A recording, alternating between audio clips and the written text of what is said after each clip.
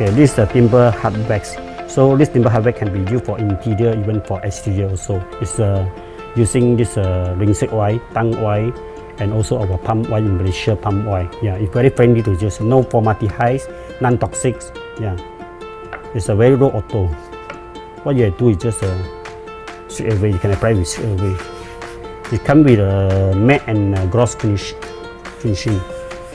Just circular motion to bring out the enhance the surface, bring out the grain of the wood.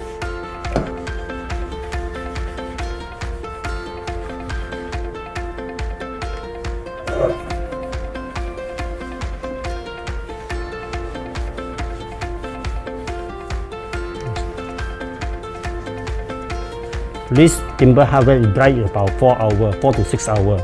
So after 4 hours or 6 hours, you can apply another one coat. Normally we need about 2 to 3 coats more than enough.